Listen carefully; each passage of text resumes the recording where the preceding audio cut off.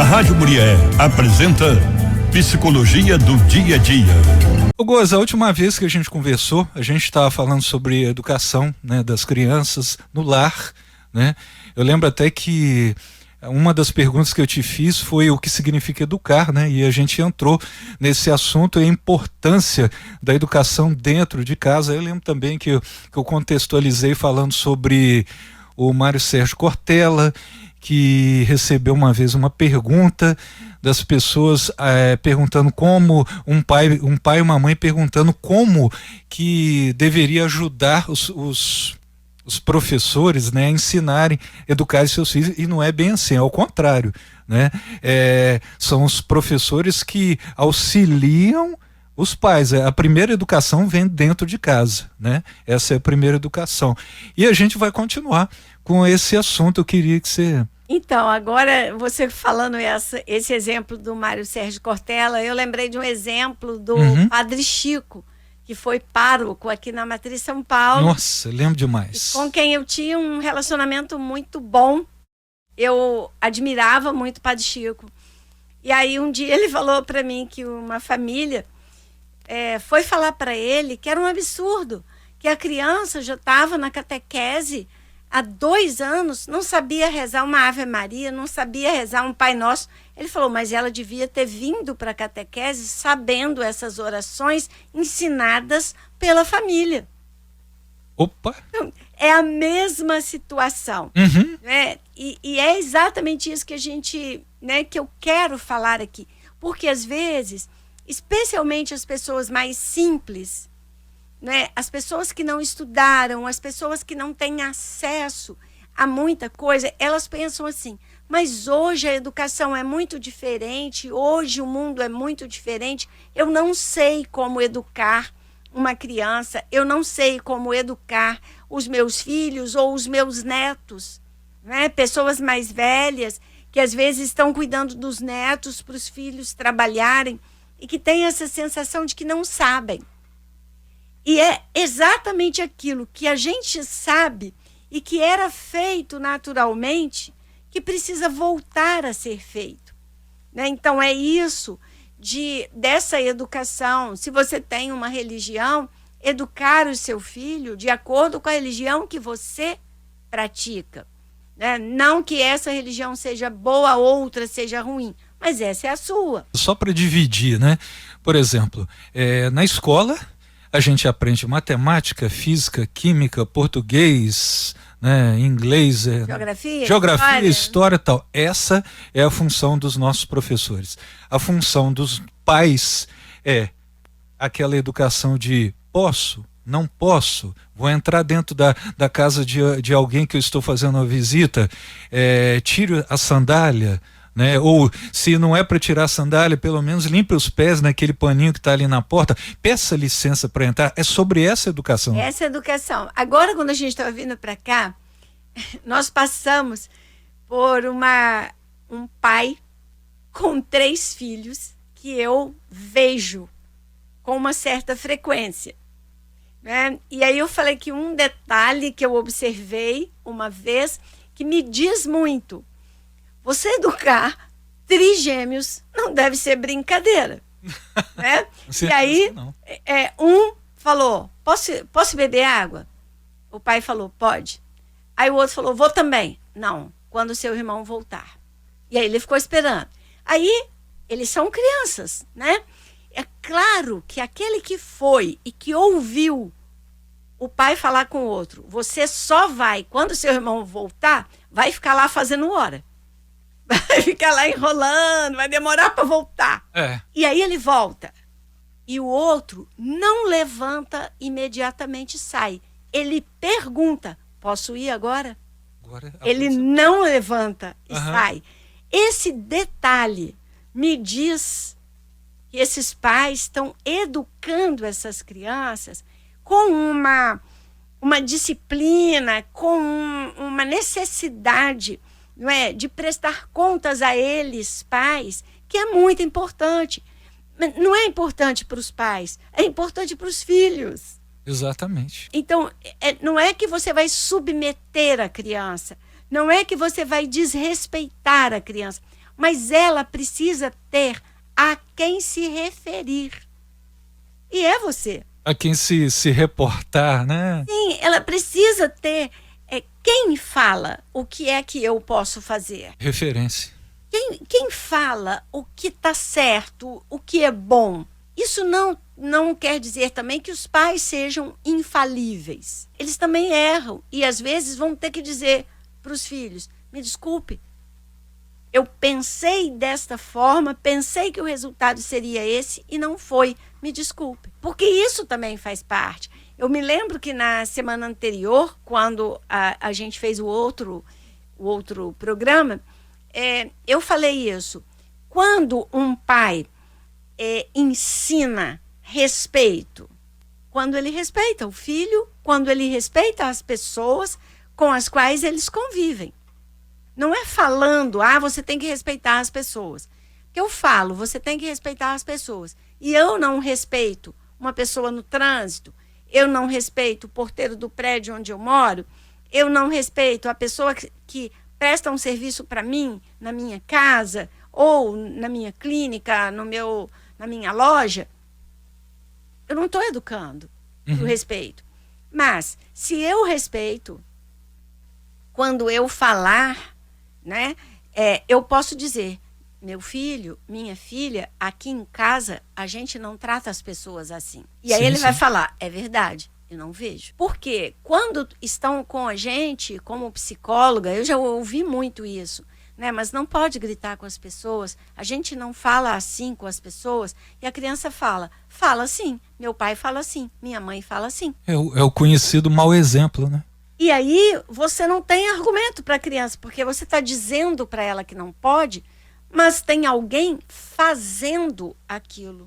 E aparentemente está dando certo. Durante esse tempo, esses anos de experiência sua como psicóloga, você já se deparou com um filho que fez uma malcriação dentro da sua sala de atendimento e a criança falou, mas eu aprendi isso em casa, ou falou assim, meu pai ou minha mãe faz isso em casa. Você já deve ter passado por isso, né? Sim, eu já vivi uma situação muito, muito ruim.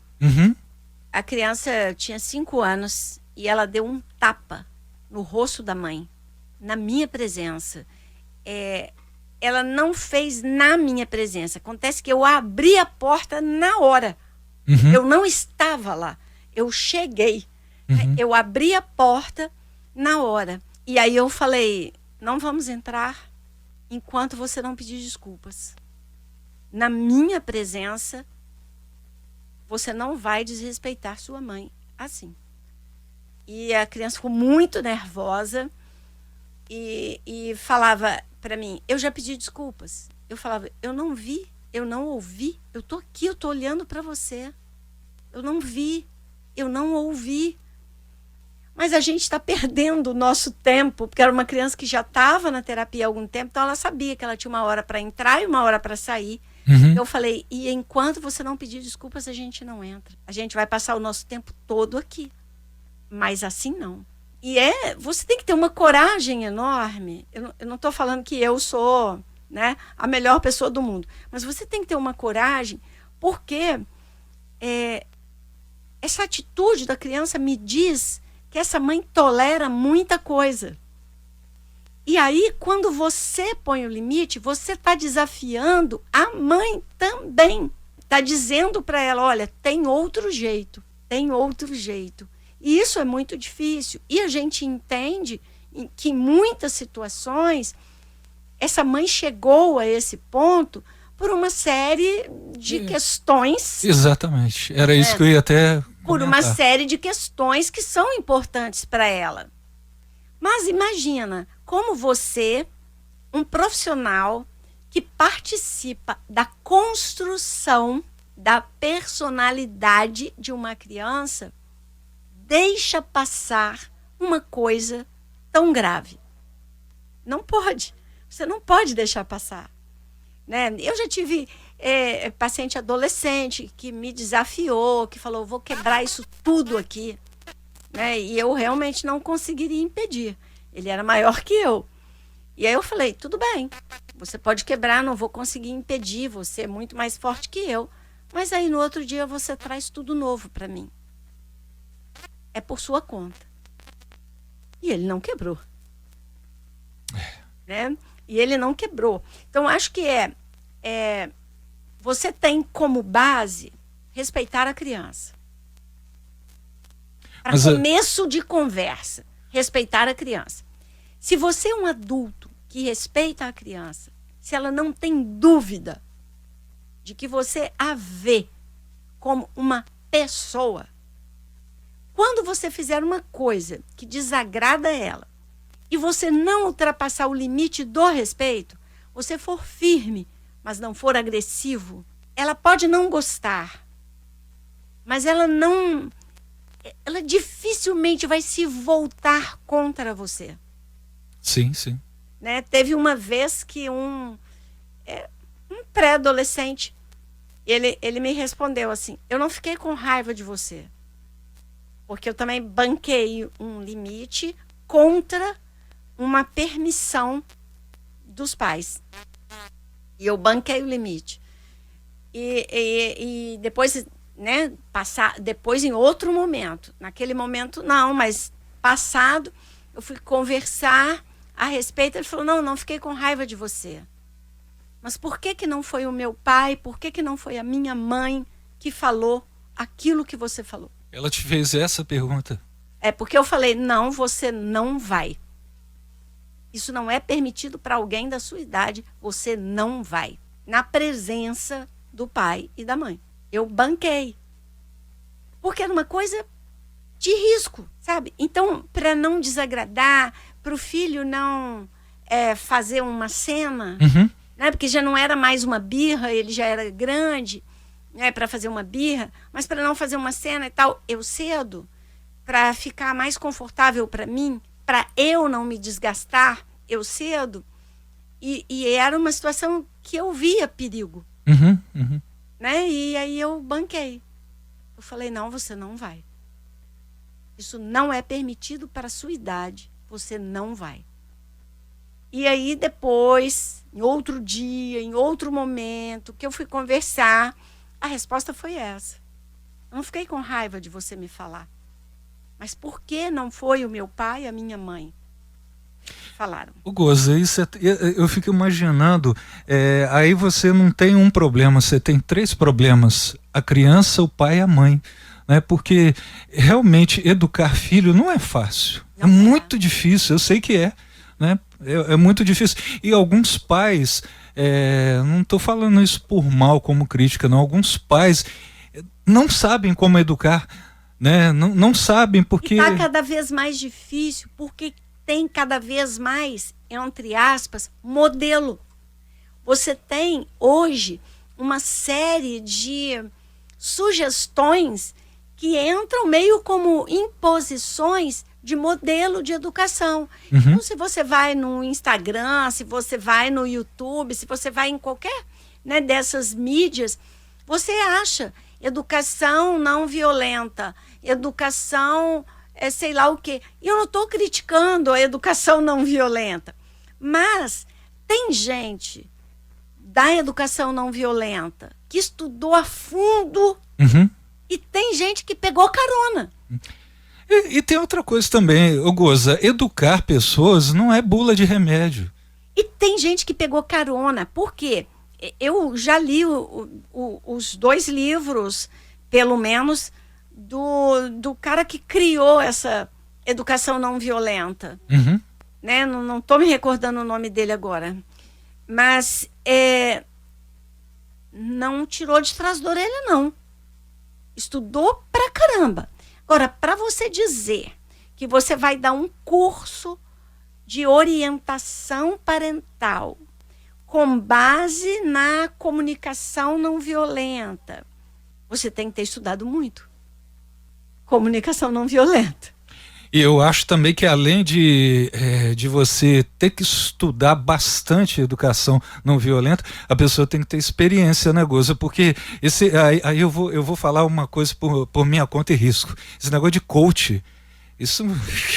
Pois é. Meu Deus do céu. Então, e a experiência não necessariamente é você ter feito aquilo que os pais vão fazer, mas é você ter feito o que você está se propondo a fazer, não é? Porque eu sou uma profissional que trabalha com crianças e que faz orientação de pais e que não tem filho. Então, eu nunca eduquei um filho, mas eu já acompanhei centenas de pais que educam filhos. E já me preparei para isso. E já me questionei. E já fui questionada. E isso me dá experiência. Uhum, né? com certeza. Então, é você entender, não é, que não é uma teoria, não é você ler um livro, porque eu não estou me recordando agora o nome do cara da comunicação não violenta, mas eu li 2 livros dele, depois eu li 3 livros de uma brasileira, eu me lembro o nome, que é a Elisama Santos, 3 livros em que ela fala os desafios da comunicação não violenta, de educar filhos com base nesse respeito. E eu já li mais uma porção de coisas. Tem um autor também, Luiz alguma coisa, mas que ele tem um livro, assim, um livrão sobre educação também maravilhoso, e que ele fala que a educação é responsabilidade dos pais, né? Mas como os pais estão perdidos, como eles estão bombardeados por modelos, e eles acabam sem naturalidade para fazer aquilo que a criança precisa. É verdade, sim. Assim, para até falar mais um pouquinho sobre isso, a gente já está chegando no final, ô Goza, meu pai usava uma frase que eu acho que até dá para adaptar. Meu pai sempre falava assim: cada cabeça é uma sentença. Então, cada criação é uma criação diferente. Então não adianta a pessoa entrar na internet e ver lá um modelo. Opa, peguei isso aqui, nossa, que bacana, legal, vou usar esse modelo. Vou fazer o checklist. Exatamente, fazer um checklist. Sim, não, sim, não é assim. Cada caso é um caso. E olha, cada criança é uma. É o meu pai, só pra gente encerrar mesmo. O meu pai era colega de sala da irmã dele, mais nova. E eles contavam isso, que a professora mandou fazer uma composição, né? Na época não chamava redação, chamava composição sobre a mãe. Cada um tinha uma.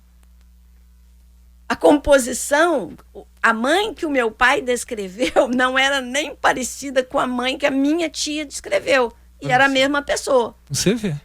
Né? Então, cada um tem uma mãe, cada um tem um pai e cada um tem um filho também. Né? Então, essa educação, eu falei isso no programa anterior e vou repetir. Essa educação da qual a gente está falando hoje, ela é baseada no convívio. Ela é baseada na convivência. Na convivência, eu me lembro que eu usei essa expressão, na convivência intencional. O que é que eu quero ao conviver com o meu filho?